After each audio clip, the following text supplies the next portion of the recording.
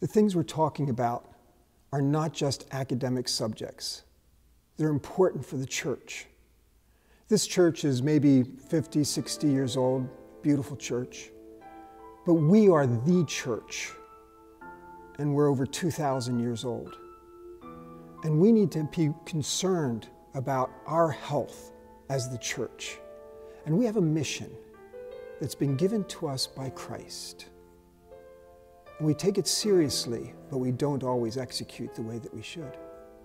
One area that I think of is that we're not serving well those among us who are scientists.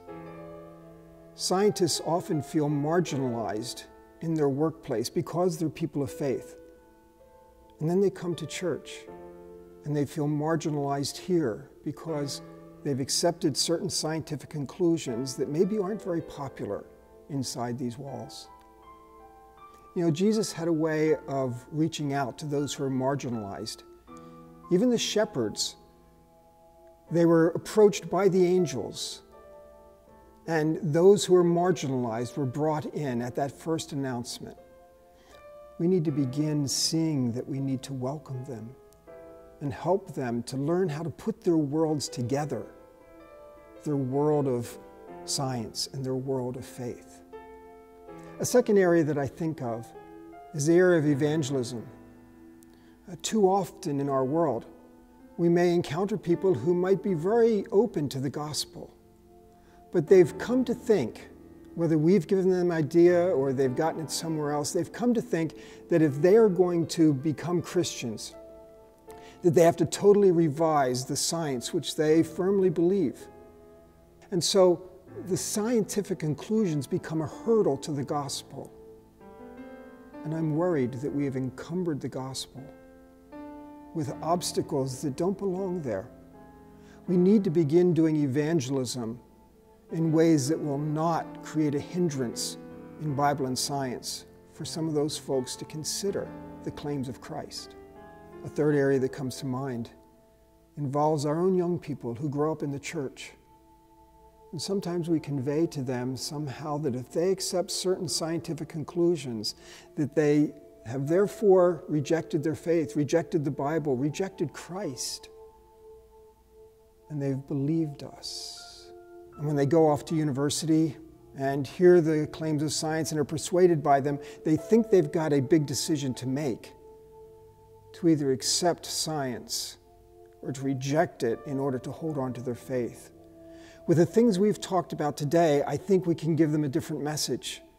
And that message is that even if they accept those scientific claims, they can still hold firm to the Bible and to sound theology. They can still be part of the faith. And I'm hoping that we can stop the attrition, the hemorrhaging, some would say, of young people away from the church by giving them alternatives for reading Scripture soundly, seriously.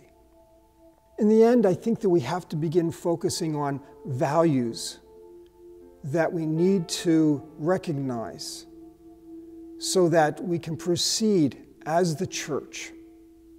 Those values are represented in some of the affirmations that we make and some of the commitments that we have. Our affirmations are ones like, we affirm that God created everything that exists. However we define creation, God has done it. God is able to create either instantaneously or through long processes that could be traced through materialistic explanations. God is able to do it any way He chooses. Thirdly, that human beings are unique creations of God, and therefore they have a unique dignity and worth. A fourth affirmation, the acceptance of evolutionary explanations is not inherently godless, though some make it out to be that.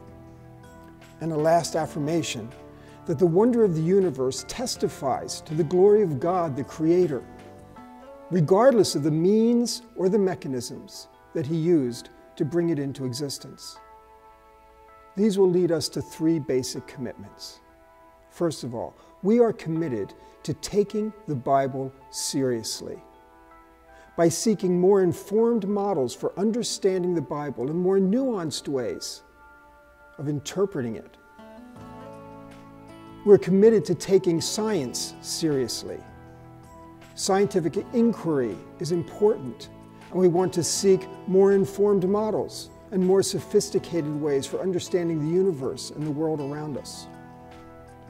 And finally, and maybe the most important, we must be committed to interacting with each other with grace and peace, and to seek reducing the barriers that could lead to understanding one another better. We need to be God's people, the church. I hope that what we've talked about today can take us a few further steps along that path. God helping us. Thanks for listening.